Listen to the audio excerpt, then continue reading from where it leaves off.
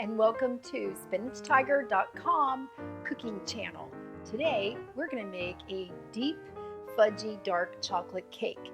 This is a very unique recipe in that we don't have to really cream the butter and sugar. We're going to make everything in one bowl all at the same time, and it works. I've done it many times.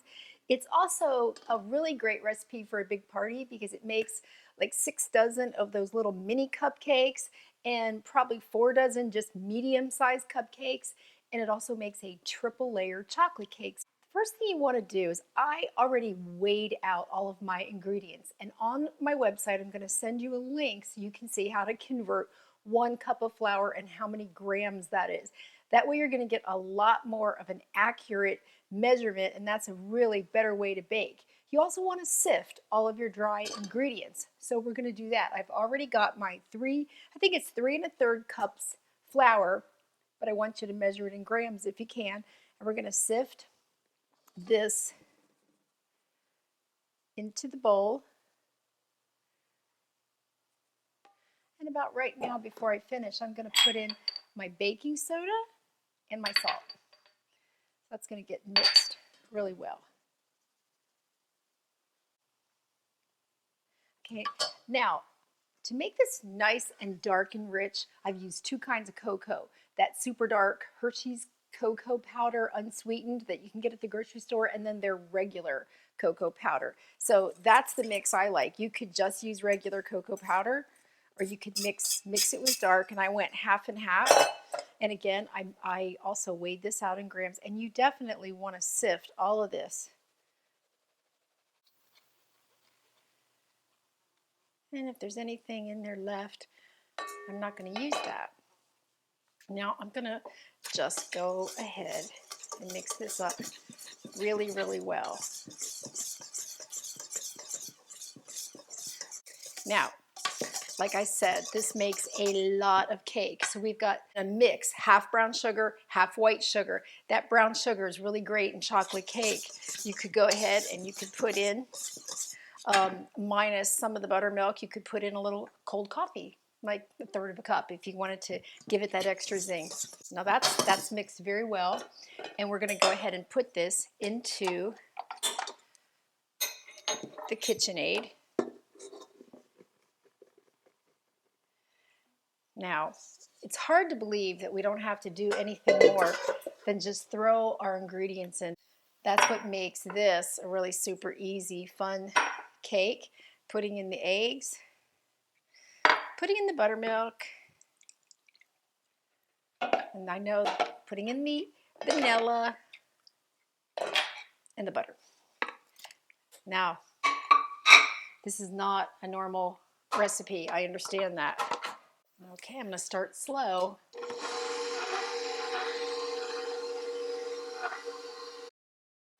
Okay, you might have noticed I used the dough hook instead of the right beater, and I did stop and change it after I noticed it wasn't beating right. Then I beat it for 3 minutes on about medium. Started on slow because that flour might hit you in the face and you don't want that.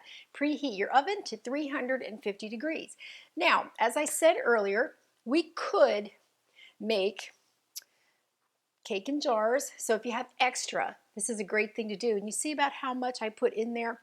That you can then ice and freeze, so you always have cake.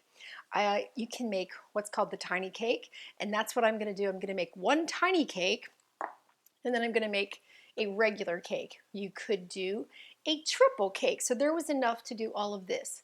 Or there would be enough to do like 6 dozen of those little mini cupcakes, and that is great for a kid's party because that's about all the kids are going to eat. I do that every year. So we've taken the cakes out of the oven. I've let them cool. I put them in the freezer so they'll be easy to frost. This is the tiny cake. I'm going to show you doing the tiny cake right now. Right now, these are still cooling. These are the 2 larger cakes for the big cake. And then remember the one in the jar? I already took a bite. Sorry, but that's about right where it rose to.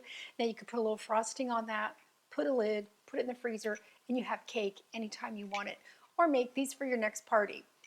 So I'll put that over here, and there's a video showing you how to make a stabilized whipped cream. In other words, a whipped cream that does not collapse. So you can go and see that video get the recipe.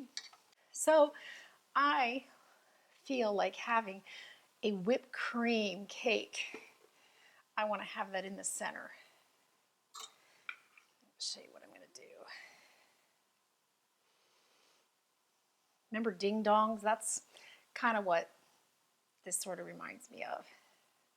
And I'm going to put this right on the top, kind of smash it down.